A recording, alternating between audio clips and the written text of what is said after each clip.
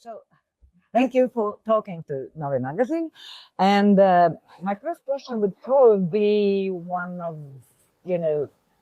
difficult one. Sure.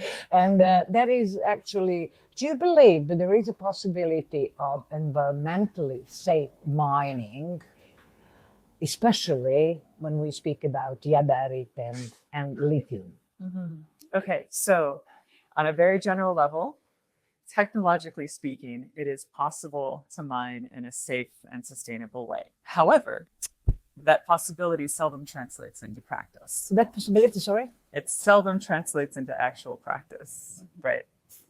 Now, I'm not an expert in the situation in Serbia. However, I do trust in the peer-reviewed scientific literature and the analysis that I have and the analysis that I have read. Whose analysis is it? No. No.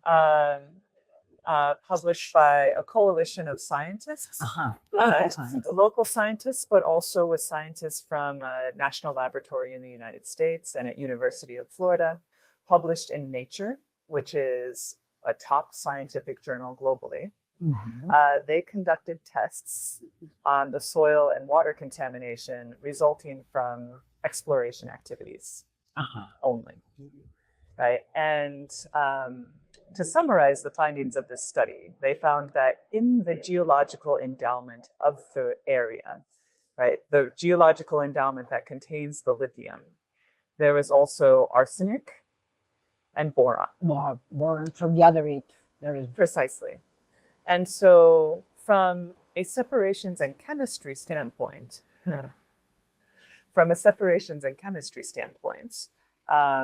it is comparatively easier when you're dealing with hard rock to separate boron from lithium, theoretically speaking. right. However, that does generate a hazardous waste management situation.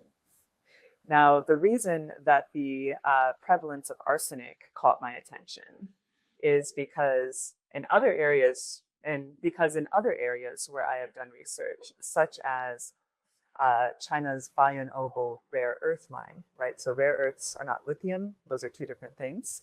However, the most widespread health effects in the area, affecting multiple generations, including the cognitive and physical development of children, was widespread arsenic contamination.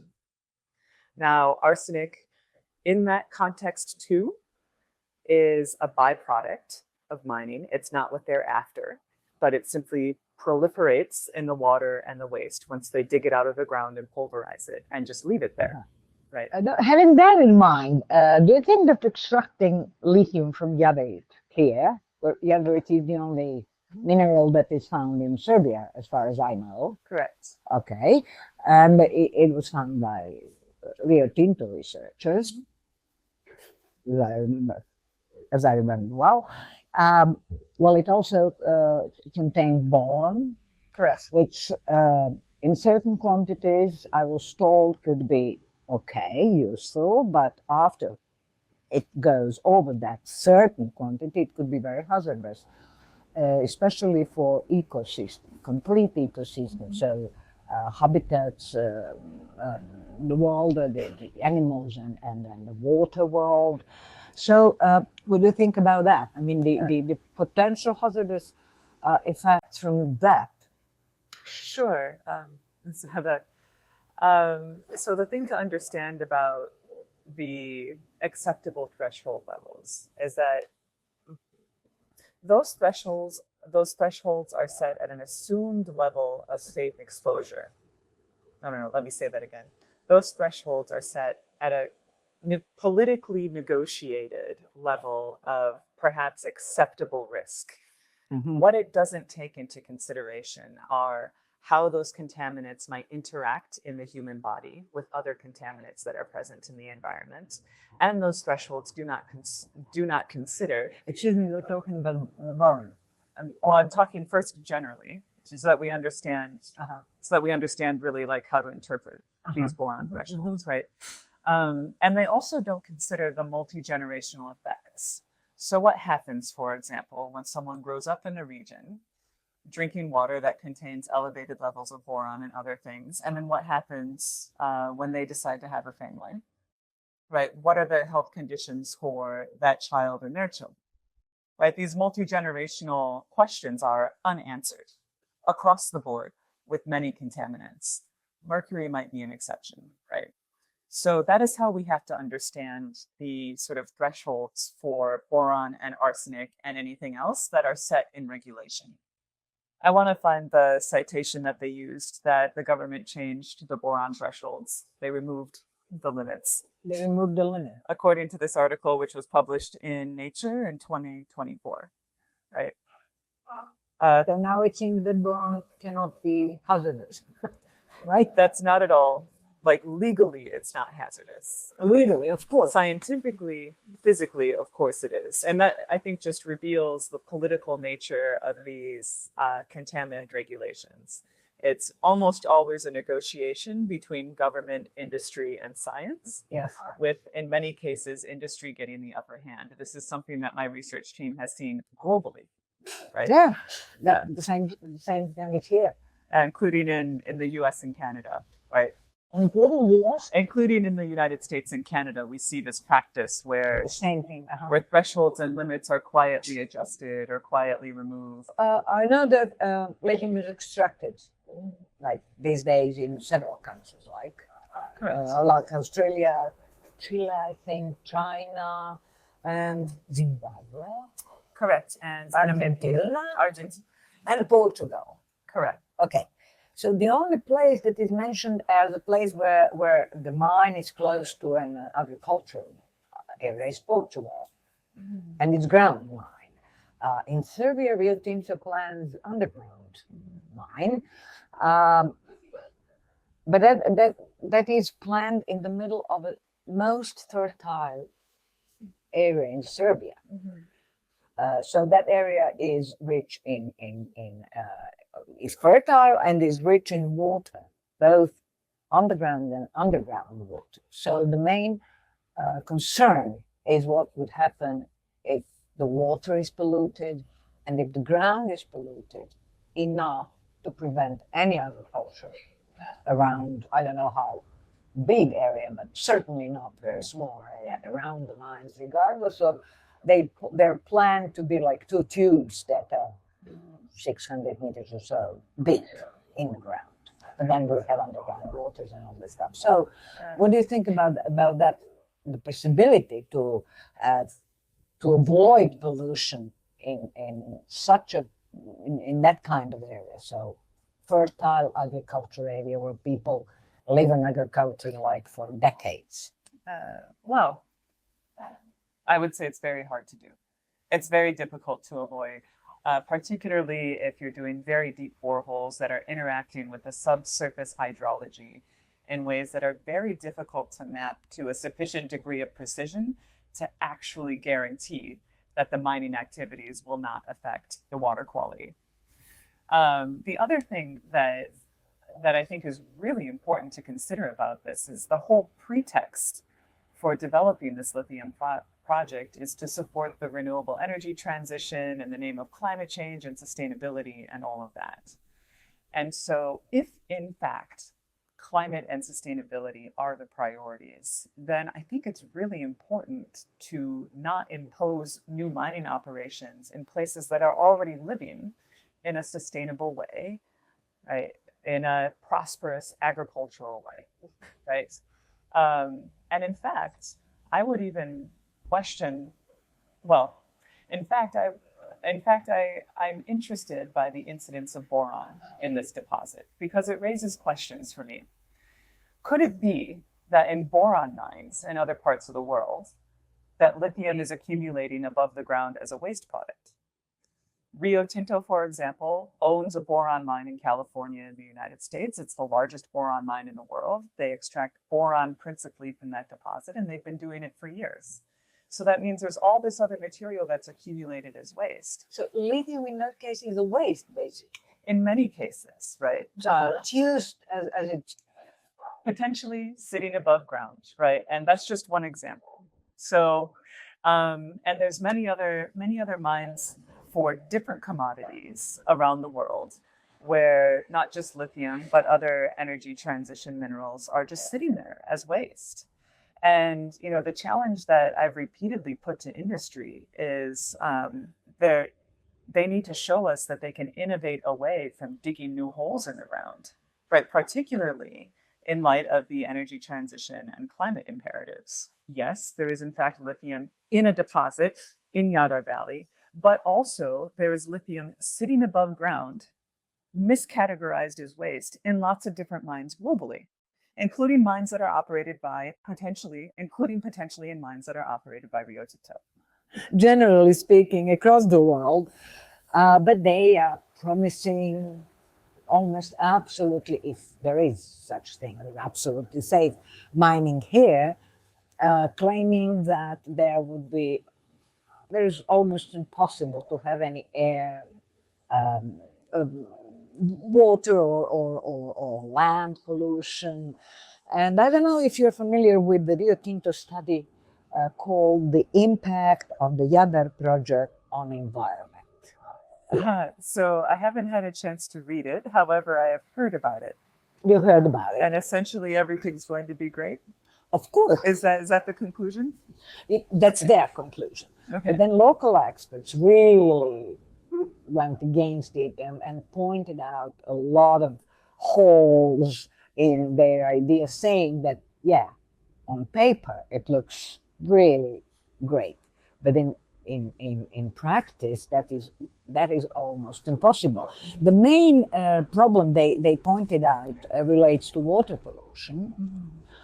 Rio Tinto, of course, denies that possibility, and they plan a rock waste disposal, which local experts here say that it carries potentially hazardous since tailings could be toxic, right? So how would you comment that idea that the hard waste, rock waste disposal is not dangerous? Okay, so my first answer would be that it is possible to manage and organize a rock waste disposal facility in a way that is mostly safe. However, that requires very careful engineering, that requires state-of-the-art monitoring, and it requires ongoing maintenance and investment in continuing to improve sites. Now, and the investment could be a problem. Right, and globally, it's the ongoing maintenance. Globally, it's the ongoing maintenance and investment that is a problem, right? We've seen in lots of different sites around the world, including disposal and tailings facilities in North America, that the disasters happen not right when the place is built, and maybe not in the first several years of operation. Yeah. But after things slow down and it's just sort of left to stand there, over time, things break down. Erosion happens. You might have dramatic rainfall events, right? Floods, that sort of thing. And typically, designing and engineering to control for these potentially like once in a lifetime events or once in a century events is outside of the scope of the legal requirements and the budgetary interests of whoever is building that facility, right? So on one hand, the claim that it is possible to do this safely, that is correct. On the other hand, the reality globally has shown us that often things break down when it comes to the long-term care and maintenance. And that is really what a community that is considering whether or not to host a mine is really thinking about. They're not thinking about the first couple of years. They're thinking about where they live and where their children are going to live. And that's really the long-term perspective that needs to be centered here, but is not. The other thing that I think is important to keep in mind when we're thinking about above ground storage facilities is to think about the environmental, geographical, economic, and cultural context, right? Because even if the mine itself is relatively discreet, it's largely underground, they're bringing up millions of tons of material, and that has a very large footprint. And so it's important to think very carefully, especially in terms of climate change, sustainability, resilient livelihoods, good economic activity, it's really important to do a cost-benefit analysis on what this pile of rock is potentially going to be replacing. Is a pile of rocks that stands there potentially in perpetuity more valuable than a vibrant and prosperous agricultural community? Well, right? There's only one mode of accounting in which the answer is that the rock pile is more valuable, right? And it's not the climate mode, it's not the cultural mode, and it's not the local economic development mode, right? It's strictly in a larger scale balance sheet calculation that you can even consider that trade-off to be a reasonable one. So basically, we can say that they think about today and their immediate needs for something like that, and they don't think about potential hazards and potential influence on people, on ground, on whatever. So basically, that's it, right? What I could say is that, like, the business logic is not about taking into consideration these larger, longer term things, right? That's just outside of the parameters of business logic, right? That's it. So, as one who is dealing with geopolitics as well, as I read in your bio, what do you think about the pressure Serbia has been under to allow, to agree to lithium mine? If you follow that ahead of previous parliamentary elections, the government, thanks to the overall protest, said no, the project is shut down. There won't be a lithium mine, and everybody wow. But then after they won elections, they restarted the whole thing. And even some people say that during that stoppage of the project, Rio Tinto did what it could do in such circumstances. So what do you think about the pressure that Serbia is under, either from the EU as a whole, but more precisely Germany, to allow that mine, to have that mine? Is it just to compete with China about these electric vehicles, or regardless of what effect that might, in practice, okay, you're not talking about theory, what effect it could have in practice on that part of Serbia in general? Serbia is a small country, so the effect could spread. Why do you think it's so important for Germany or the EU that Serbia opens that mine? Well, I think there's a lot of pressure on Serbia, but not just on Serbia, right? In many different countries in and close to Europe, there's particularly countries with a legacy of mining, there's this really intensified, renewed pressure to accelerate mining permitting, to remove regulations, to fast track different projects. There's EU regulation to this effect, all in the name of diversifying supply chains, reducing dependence on China, and also powering the energy transition, right? And so, so as an outsider, the way that I understand what's unfolding here in Serbia is within this kind of broader geopolitical landscape, where industrial interests, like the automotive industry, but also renewable energy technology companies, are scrambling to find a way to build supply chains that rely a lot less on supply chains that pass through China. And also attend to this long-standing ethical problem of outsourcing extractive labor to the global south, right? So these two things have kind of come together